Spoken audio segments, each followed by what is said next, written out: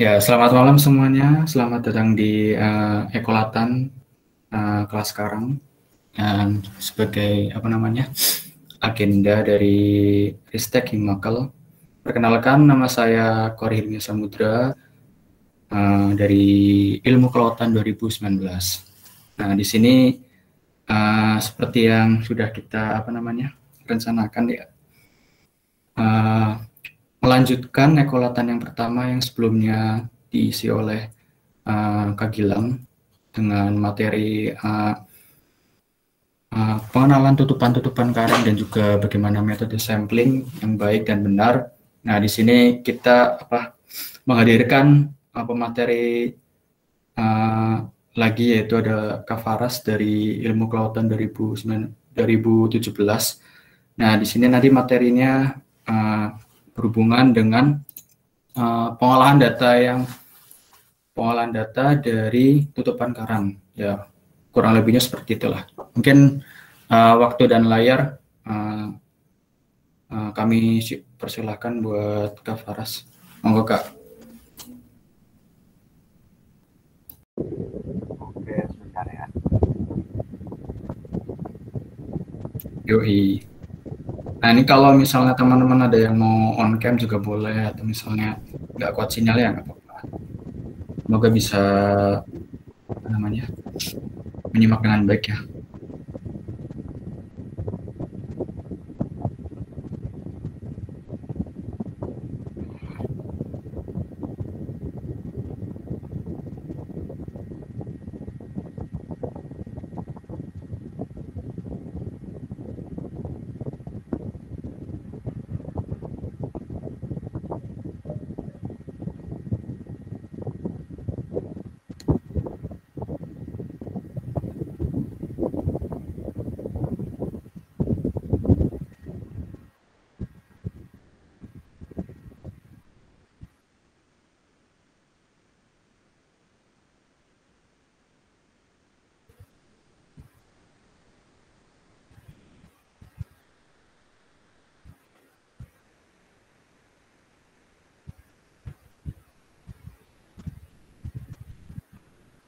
Udah muncul belum di layar? Udah, Kak. Monggo, aman. Sudah, Mas. Oke, aku buka ya. Assalamualaikum warahmatullahi wabarakatuh. Waalaikumsalam. Perkenalkan, nama aku Faras dari angkatan 2017 yang seperti Mas Kori bilang. Ya, mungkin di sini aku kilas mungkin ya untuk memberi materi tentang pengolahan data presentasi tutupan karang hidup. Oke, yang pertama, bentar,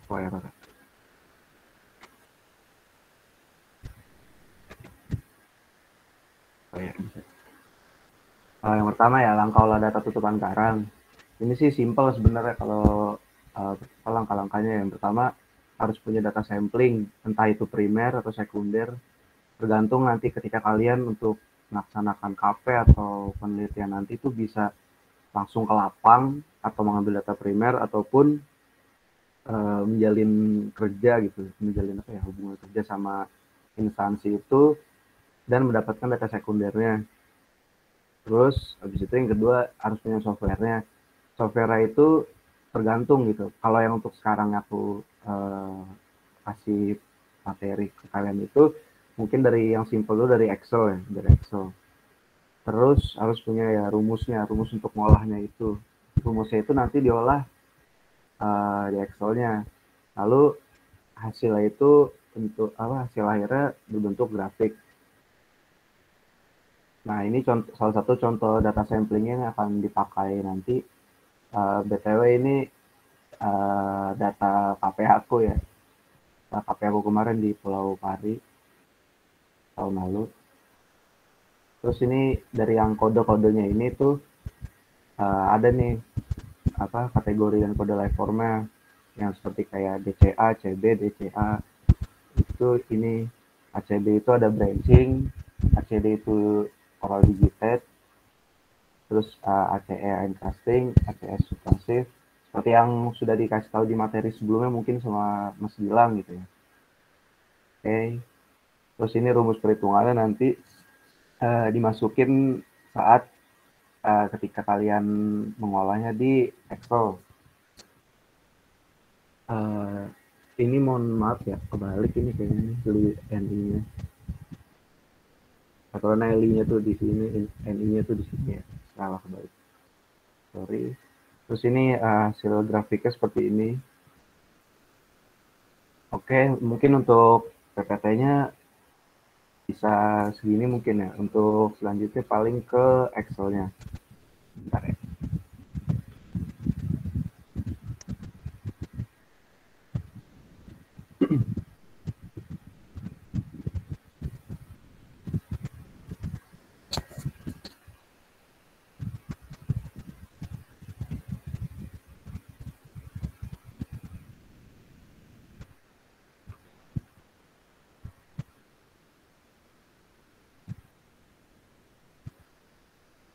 Sudah kelihatan? Kelihatan kok.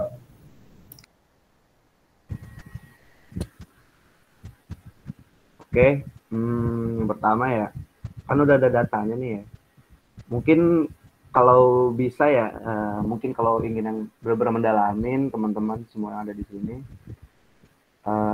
paling sembari buka laptop kali bisa ya. Apa namanya? Kalau mau datanya pun juga sebenarnya belum mau kasih juga sih ya datanya. Cuman di apa ya? Kayak di ikutin aja gitu deh, biar ngerti, biar nyangkut gitu ya. Sore di kepala. Oke, yang pertama ya, kan ini udah dapat datanya kita. Nah, untuk mendapatkan presentasi ini, mau kalian nih buat tabel lagi seperti ini nih. Di sini ada LI. LI itu tuh maksudnya panjang total keseluruhan komponen biota, maksudnya tutupan karangnya itu loh, karang hidupnya. Nah, yang kita catat itu yang hanya karang, ya baik kan ini kayak soft coral, sponge, yang selain apa ya, karang keras gitu, hard coral itu mau diabaikan. Nah, untuk itu tergantung untuk penelitian kalian. Kalau sekarang kan untuk tutupan karang keras ya, jadi yang dicatat itu ketika nanti kalian mengambil sampelnya ataupun dapat data sekunder, nah itu yang dicari kode karang kerasnya itu. Terus LI nih, kita yang ke lokasi 1, LI 1 itu kita jumlahin aja, misalnya CB.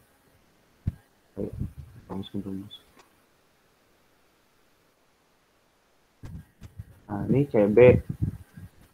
Set. CB itu kan coral bleaching. Nah, mana nih yang kira-kira karang keras lagi kita catat? Nah, ini ACB, coral bleaching lagi, terus coral masif, coral lagi, terus ACB lagi, coral bleaching lagi, terus bleaching, terus ada pura-pura tabulet, terus coral bleaching lagi, kemudian yang terakhir yang coral massive. Habis itu kurung sudah dapatkan segini, lanjut ke yang lokasi kedua ya, untuk mengukur panjangnya. Oh iya, untuk kalian yang bingung nih, sebelumnya untuk kayak penulisan interval, maksudnya interval itu tuh ketika ini kan aku pakai metodenya LIT ya, line intercept transect. Jadi ketika kalian bentangkan itu tergantung dari transectnya kalian, misalnya kalian mau pakai yang bener-bener 100 meter ataupun 70. Kebetulan pas tahun lalu aku memakai yang 70, bentanginnya hingga 70 meter. Nah, itu tuh mesti interval itu di meter kedua sampai ketiga itu lebar tutupannya tuh yang di apa ya, yang dilewati sama transectnya itu, transect garisnya itu tuh 1 meter gitu, 2 sampai 3 meter yang ditemukannya seperti itu. Jadi ditulisnya pas ketika dicatat ambil data itu nemu nih ada di meter 3, terus dilihat sampai meter berapa ditulis gitu. 3 misalnya kayak ini nih 3 sampai 5 ada polios. Oke, lanjut lagi ya untuk dari LI-nya. Teman-teman zoom buka kurung itu klik lagi yang ada karang kerasnya, apa kode karang kerasnya. CF folios coral masif coral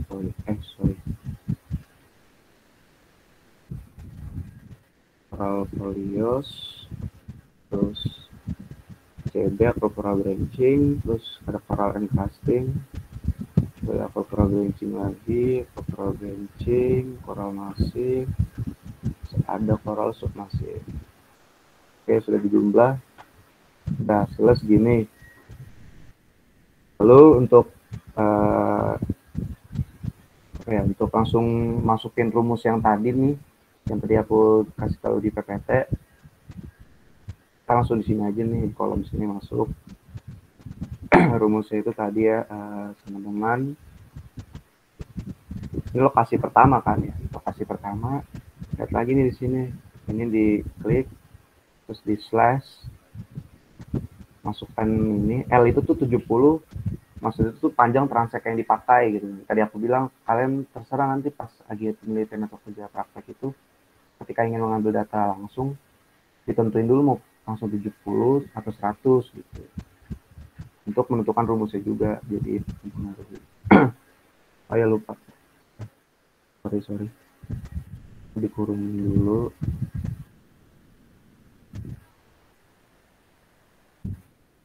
Terus tanda bintang ya.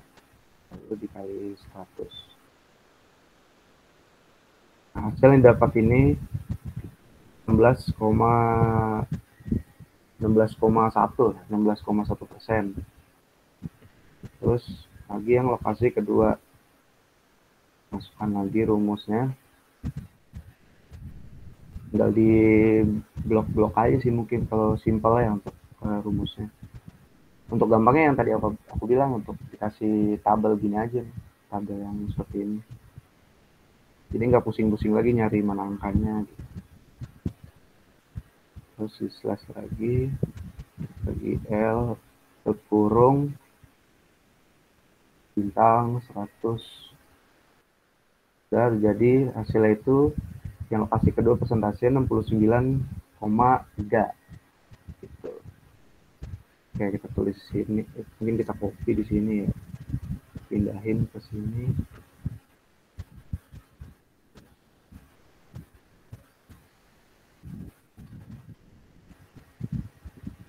Di pastenya paste value cukup ya. Paste value, terus yang lokasi kedua juga.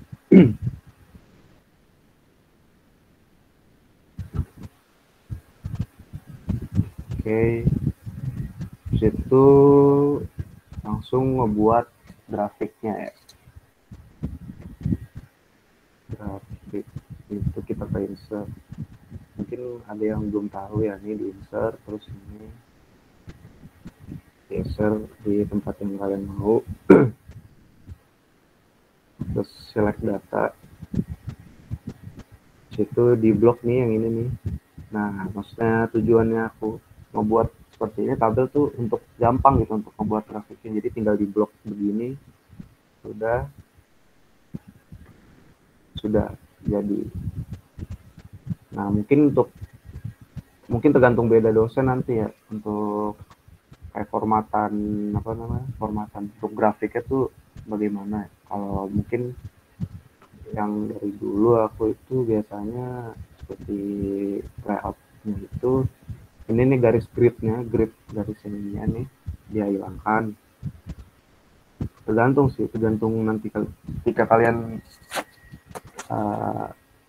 direvisi gitu sama dosen, beda-beda. Ada yang minta dihapus, ada yang biasa aja bebas gitu. Terus kita tambahin below-nya. Ini sih kalau ini emang general sih, harus dikasih tahu keterangan kiri kanannya tuh maksudnya apa. Terus untuk legendnya kalau bisa dimatikan aja ya, kecuali mengukur banyak ada data lain gitu seperti kayak air angin seperti itu misalkan. Kalau ini kan hanya data tutupan ya, hanya satu data gitu, hanya satu jenis data maksudnya. Terus tinggal tulisan dan persentase depan karang, lupa dalam kurungnya tuh persen supaya jelas. Lalu yang kedua itu bisa stasiun pengamatan atau penelitian. Mungkin kalau nanti untuk mengambil skripsi bisa stasiun penelitian gitu. Mungkin sebenarnya ada ya untuk apa namanya, beberapa dosen tuh minta untuk dikasih standar deviasi ya, di atas ini. Cuman kebetulan aku lupa gitu ya. Waktu itu aku lihatnya juga di YouTube sih caranya. Standar deviasi itu kalau ini kan aku cuman satu kali pengulangan ya. Nah kalau misalkan untuk standar deviasi itu seharusnya 3 gitu, 3 kali pengulangan. Nah datanya tuh sebenarnya ada lagi selain ini nih, cuman aku hapus apa ya, iya udah nggak ada. Harus ada 3 kali, jadi untuk menentukan standar deviasinya tuh harusnya, terutama untuk nanti penelitian. Kalau KP mungkin masih apa ya, kayak di yang masih dia oke lah gitu. Kalau skripsi itu harus minimal 3 kali sebenarnya untuk validasi gitu ya. Mungkin untuk pengolahannya hanya sebatas ini ya gitu, untuk apa, persentase tutupan karangnya sampai terbentuknya grafiknya.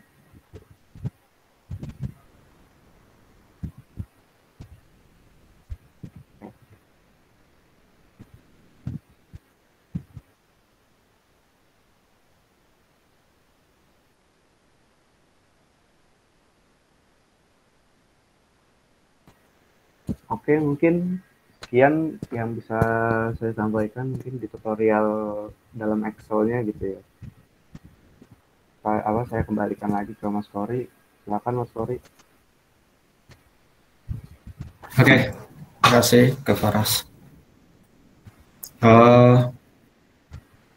Nah ini kan sudah apa namanya, kita udah selesai gitu ya.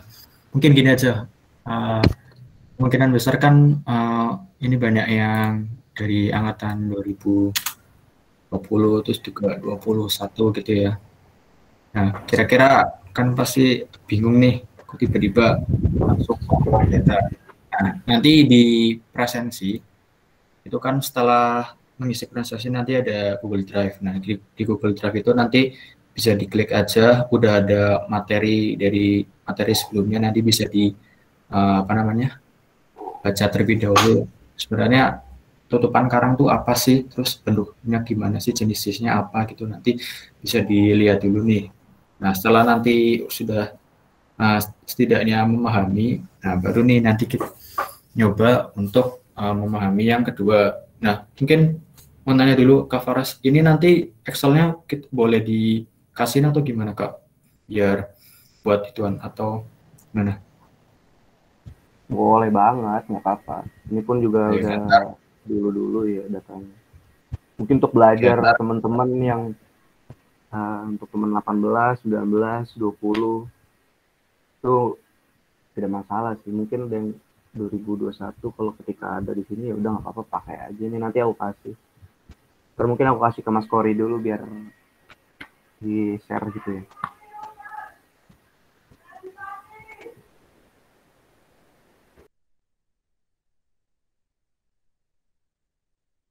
nah ya benar. Ntar kalau misalnya udah di share, nanti aku upload di apa namanya, Google Drive biar bisa dicoba juga.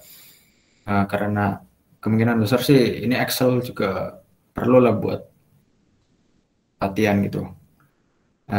Aku sendiri juga pasti nanti nyoba gitu sih.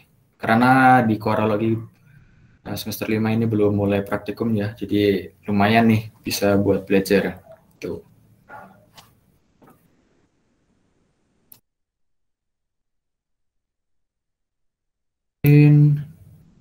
langsung aja ke sesi tanya jawab paling ya, biar nanti ada yang mau ditanyain atau seperti apa.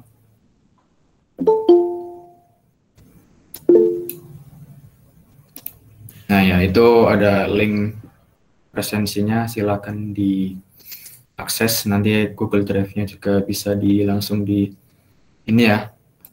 Ini kalau misalnya kesulitan, ini aku coba apa namanya, langsung kasih link aja nih di sini. Bentar dulu. Oke.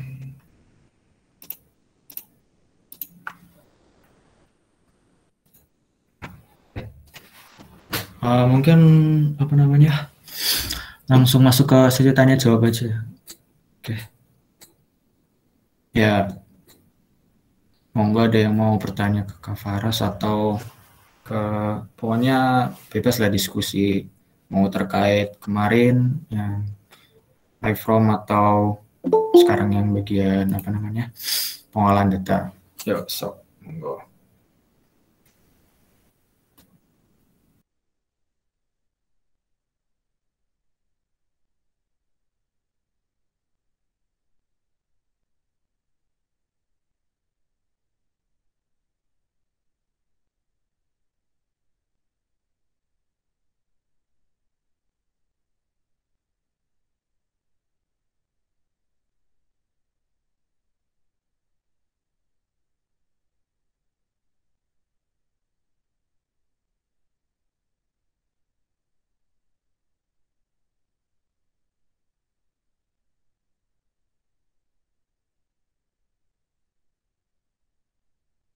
Ya, Mbak Muti, monggo Mbak Muti.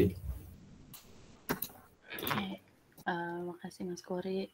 Sebelumnya mohon maaf nggak bisa on cam Kak.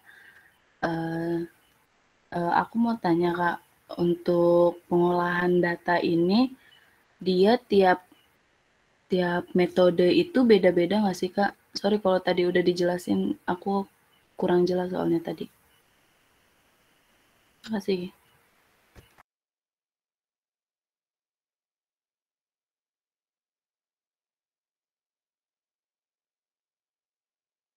Oke, untuk macam-macam metode ya.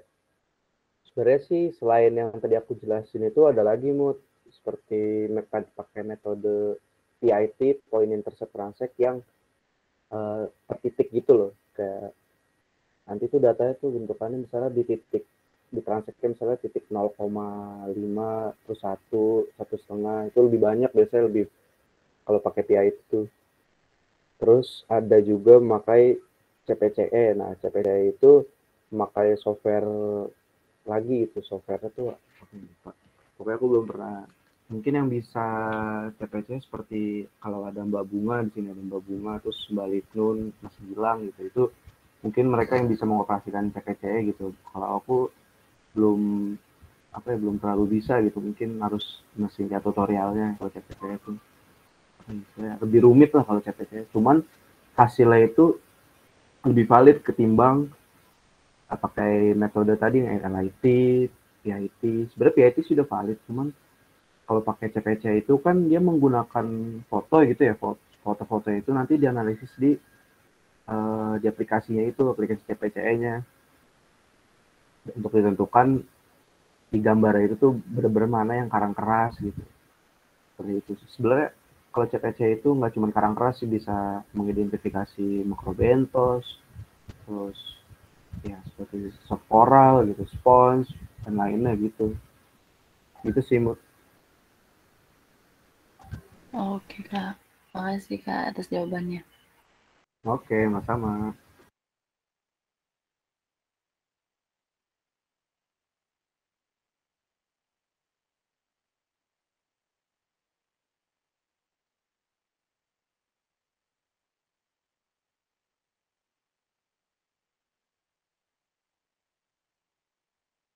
Oke. Silakan Mas Fari duluan mau ngomong seperti itu. Ya, itu monggo. Oh. Ya, ini ada pertanyaan dari Mas Hanan Elbar. Izin tanya Kak, saya ilmu kelautan 2021.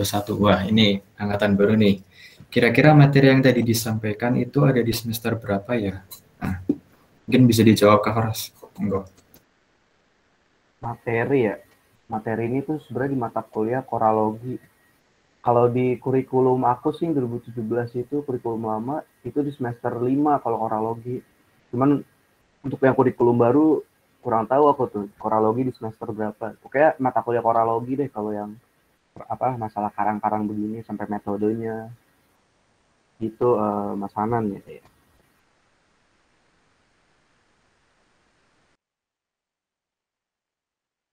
Oh sama ya. Oh, ya.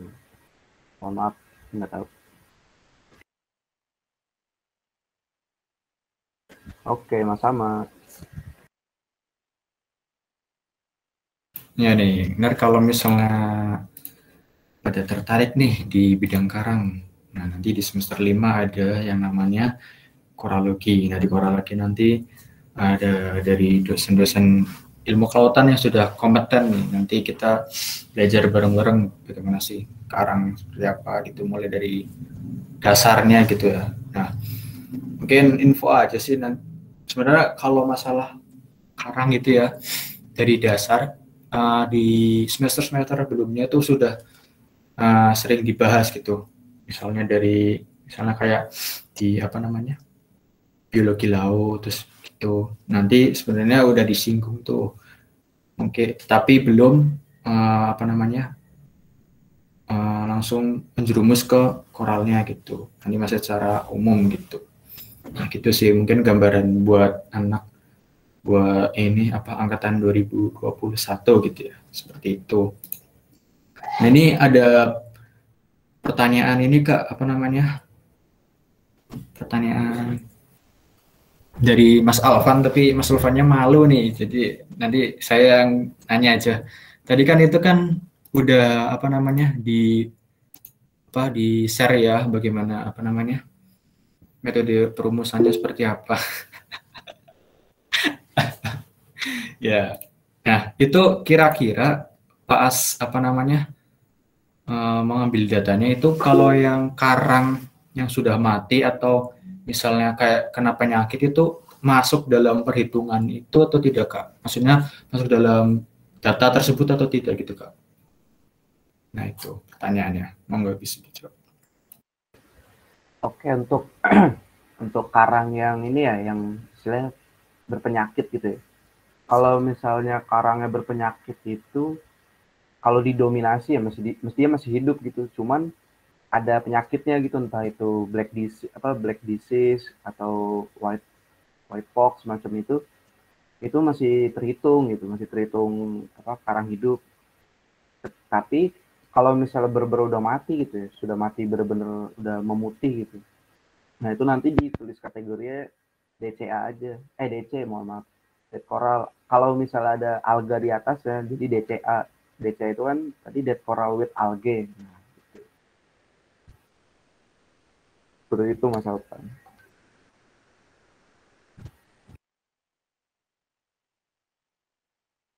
Ya gimana Mas Alpan? Terjawab nggak Mas? Iya, terjawab Mas Kori. Terima kasih Mas Faras atas jawabannya. Oke, Mas sama. Nanya aja Mas Alpan santuy.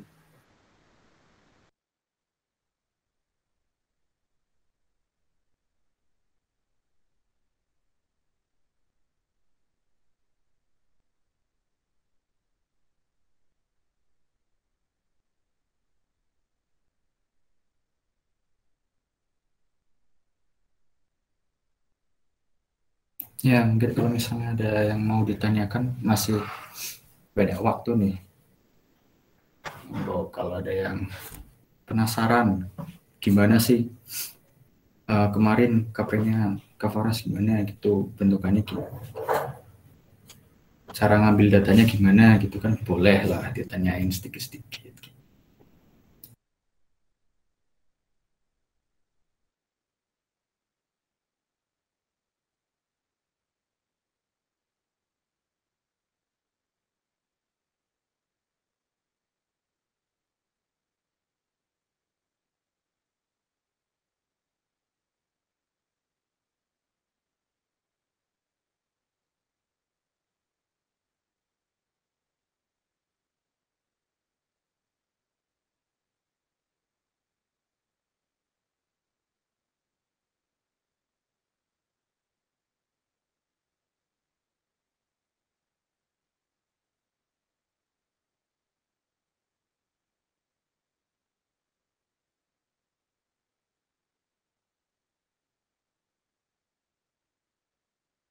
Untuk sebelumnya nih, oh iya. Tadi pas dijelasin mungkin aku kecepatan atau bagaimana gitu.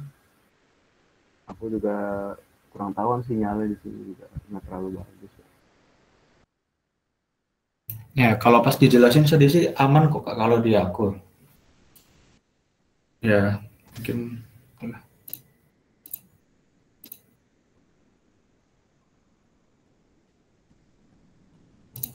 Oh ya, Kak, aku mau ini nanya untuk memperjelas. Ini sih interval itu berarti ukurannya atau ukuran yang pas apa namanya?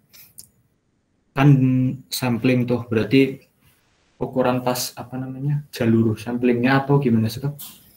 Buat apa? Ya itu gimana? Jadi tuh kalau aku mungkin jelasin mungkin ada gambaran langsungnya tuh. Jadi ini ketika kalian apa nyelam set, nah itu kan bawa roll meter ya, bawa roll meter. Roll meter itu bebas ya, ada yang 100 meter, ada yang 70 pas. Kalau waktu itu aku pakai yang 100. Jadi tuh ketika udah sampai ke spot gitu ya, spot untuk penelitiannya, untuk pengamatannya, itu dibentangin gitu, dibentangin uh, sejajar garis pantai ya, sejajar garis pantai itu ditarik sampai sampai habis lah ya, sampai habis itunya rollnya, sampai mentok, terus disangkutin di karang gitu, pelan-pelan gitu biar nggak rusak karangnya juga. Udah habis itu berenang kembali tuh di titik awal, titik nol. Nah, jadi tuh maksudnya interval itu kalian berenang perlahan nih, berenang perlahan sampai mentok 100 meter ataupun 70 kalau tergantung kalian mau sampai 100 atau 70 ya. Itu dari nol kalian amatin tuh. Misalkan kalian fokusnya nih di matanya ngeliat ke meterannya itu. Misalkan di meteran 0 sampai 5 meter itu tuh cuman ada pasir. Nah, kalian tulis aja catat S, sand. Nah, terus ketika di meter ke 6 sampai 8 itu ada folios gitu. Folios tuh yang nggak tahu tuh sinyal, sorry apa, putus-putus ya. Iya, sepertinya sih putus-putus. Oh iya. Nah, diulangin lagi mungkin ketika di meter 6 itu ada karang folios gitu, CF. Itu yang karangnya bentuk kayak bunga gitu ya, kayak bunga mekar gitu. Itu kalian catat aja tuh dari 6 terus strip. Nah, itu sampai meter berapa tuh? Misalkan sampai meter 10 gitu. Dia panjang itu lebar ya, lebar yang kelintas sama meteran itu sampai 10. Nah, berarti intervalnya itu 6 sampai 10 alias 4 meter gitu panjangnya. Yang dilintasi sama meterannya itu. Jadi fokusnya ke meterannya untuk nyatet interval dan seterusnya gitu sampai misalkan di meter 20 sampai 25 itu ada branching gitu, ada branching tulis 20 strip 25 gitu dan seterusnya sampai mentok 70 ataupun 100 gitu.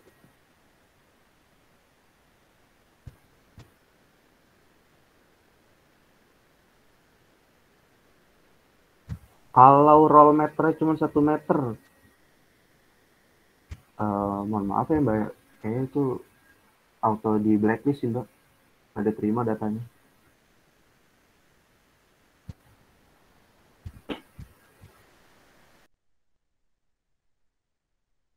Gitu tadi Mas Kory penjelasannya.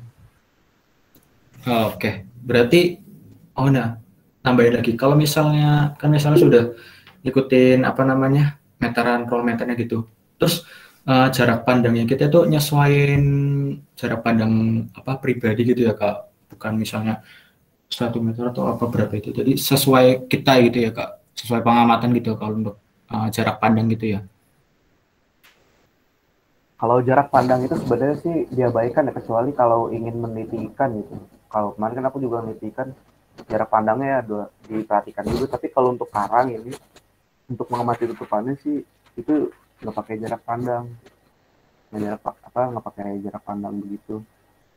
Misalkan pas lagi kalian menyelam itu ya mungkin lagi keruh airnya, cuman jarak pandangnya hanya 3 meter gitu biasanya. Kalau yang bener-bener keruh, ya udah itu mungkin kalian pelan-pelan aja sambil melihat meterannya itu berenang perlahan, ya sedikit-sedikit lihat ke depan aja gitu, takutnya misalnya kalian terlalu rendah gitu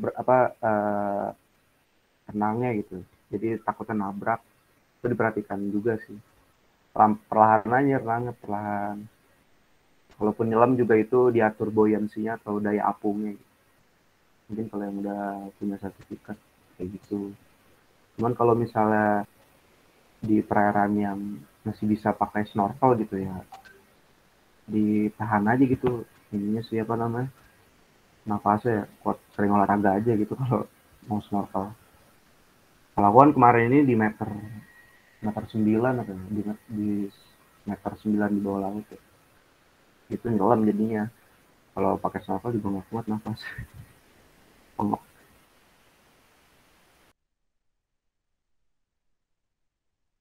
Oke, terjawab Kak, makasih. Ya ini kalau misalnya ada yang mau tanya, ya 2 pertanyaan atau 1 pertanyaan lagi boleh sebelum nanti ditutup nih. Terus jangan lupa link monggo untuk presensi ya. Dan juga ini ada drive-nya.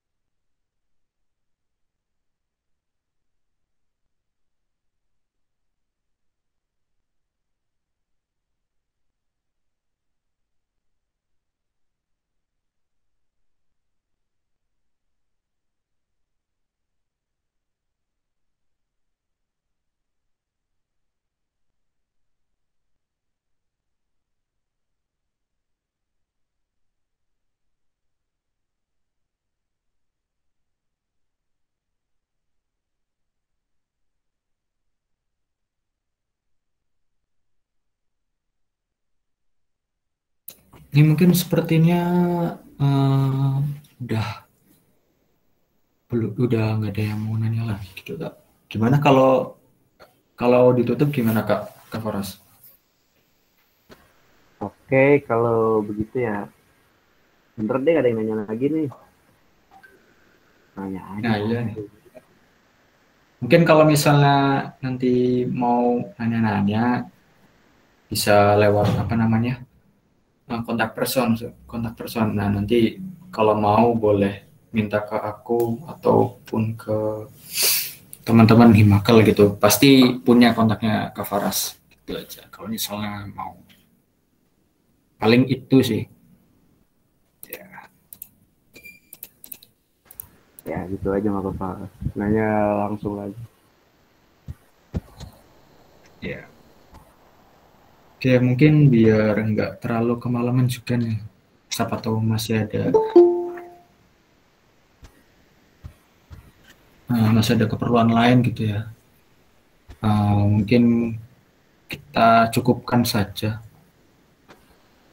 Ya, sebelum itu nanti link presensi mohon diisi biar kita tahu nih siapa aja yang hadir sekarang seperti itu. Ada kegilaan.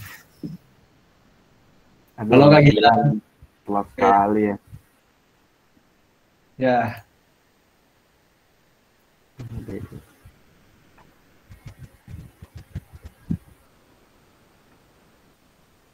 nah ini ada materi kita yang sebelumnya nih Kak Gila.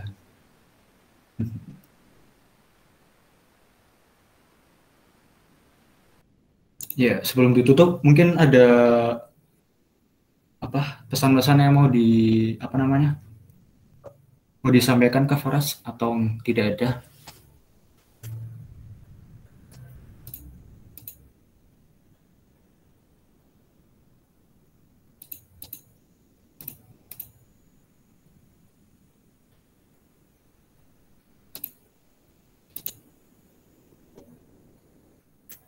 Oke, mungkin cukup aja ya.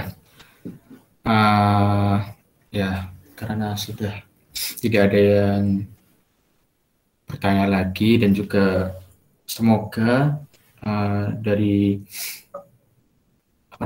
penjelasan tadi sudah mewakili semua teman-teman semua bisa dan juga bisa mengambil ilmu terkait materi yang sudah disampaikan gitu.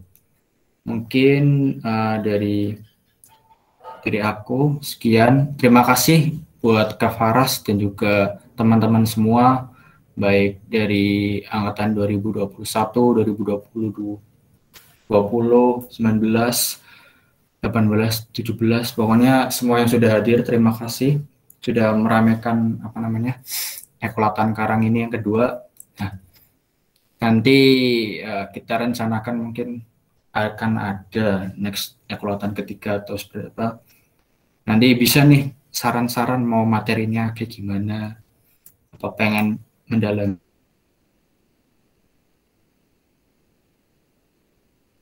tentang apa gitu, kita nanti akan mencari pematerian juga yang konten gitu. Nah, mungkin dari aku sekian.